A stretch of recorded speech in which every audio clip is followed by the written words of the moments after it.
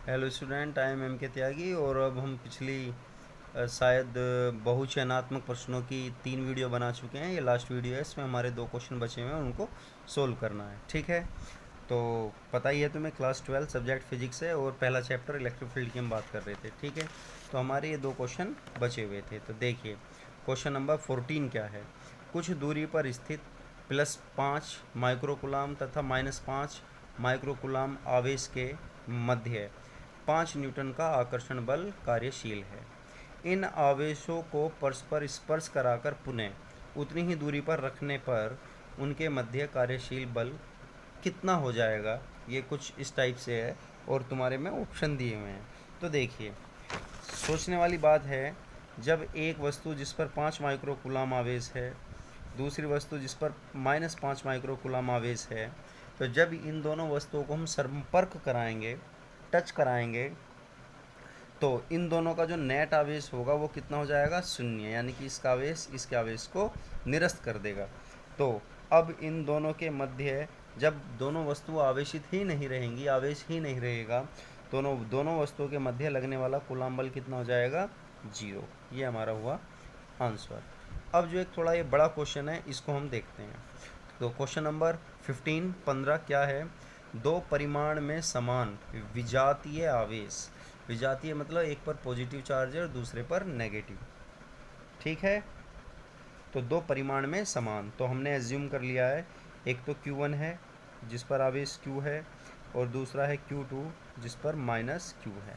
क्योंकि क्या कह रहे हैं, विजातीय, परिमाण में समान लेकिन विजातीय, जिनकी जाति अलग अलग हो। तो एक को पॉजिटिव लिया, एक को नेगेटिव। आवेशित वस्तु पर तो दो परिमाण में समान विजातीय आवेशित वस्तु कुछ दूरी पर रखी हैं या रखे हैं। ठीक है, उनके मध्य F बल कार्य कर रहा है, यानी कि इस समय जो बल लग रहा है वो F है। ठीक, तो F का मान कितना हो जाएगा, 1/4πε0। Q1 की वैल्यू भी Q है और Q2 की वैल्यू भी Q है ना। हम -Q नहीं लेंगे क्योंकि हम बल निकाल रहे हैं और बल एक सदिश राशि है। तो जब हम सदिश राशि की प्रॉब्लम सोल्व करते हैं तो वैल्यू नेगेटिव हो या पॉजिटिव हो, पॉजिटिव ही लिया जाता है, क्योंकि यहाँ पर नेगेटिव दिशा को बताएगा। ओके, इनके बीच की दूरी मान लीजिए r है। ठीक है, तो फिलहाल जो लगने वाला बल है वो है ये। ठीक है, या इसको और सोल्व करके हम लिख सकते हैं, implies that F is equal to 1/4πε0 Q² upon R²। ये हो गई हमारी इक्वेशन फर्स्ट। अब देखिए क्वेश्चन क्या कहता है। तो उनके मध्य लगने वाला बल, कार्य करने वाला बल F है, F की हमने वैल्यू निकाल ली है। अब क्या कहता है, यदि एक वस्तु के आवेश का 75% दूसरी वस्तु को स्थानांतरित कर दिया जाए। ठीक है, एक के आवेश का 75%। तो जैसे मैंने क्या करा है, पहले Q1 पर आवेश कितना है, Q। ठीक है, तो इसके 75% को हमने किसी दूसरे को दे देना है। ठीक है, तो देखिए, पहले मैं Q का 75% निकालता हूँ। तो Q का 75%, देखिए Q का 75% निकालना है अपने को। तो ये क्या हो गया, परसेंटेज, परसेंटेज हटाओगे, कैसे हटाया करते हैं, ऐसे। तो ये हो गया 3Q/4। क्लियर हो गई बात।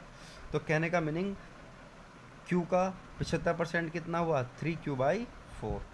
अब नया जो, अब हमारा एक नया, अब हमें नया बल निकालना है दोनों के बीच। तो जिस वस्तु पर पहले Q1 आवेश था, अब उस वस्तु पर कितना आवेश रह जाएगा भाई, अब उस वस्तु पर आवेश रह जाएगा, नया आवेश से मैंने इसको Q1 डैश कह दिया है। तो Q तो इस पर पहले था ही, और इसका 75% हमने दूसरे को दे दिया है, तो माइनस लगाना पड़ेगा। तो यहाँ कितना हो जाएगा, 3Q/4 हो गया।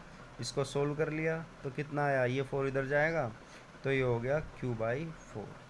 तो संपर्क कराने के बाद, टच कराने के बाद जो पहली वस्तु है, अब उस पर नया आवेश कितना हो गया, Q/4। और अब जो दूसरी वस्तु पर नया आवेश आएगा वो देखते हैं।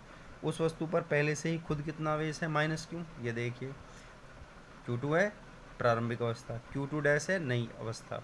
तो -Q तो इस पर पहले से ही है, और हमने एक वस्तु का 75% जो कि है 3Q/4 वो इसको दे दिया है।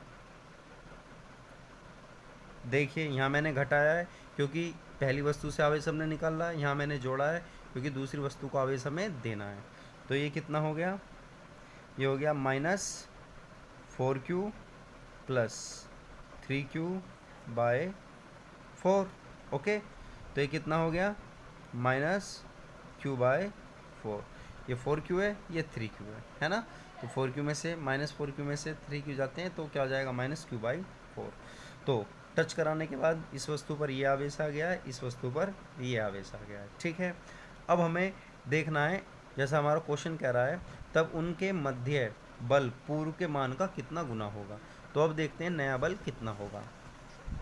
तो फॉर्मूला हो गया हमारा F = 1/4πε0 Q1 Q2, लेकिन Q1 Q2 को हम डैश लगा के बात कर रहे हैं, तो Q1 dash into Q2 dash.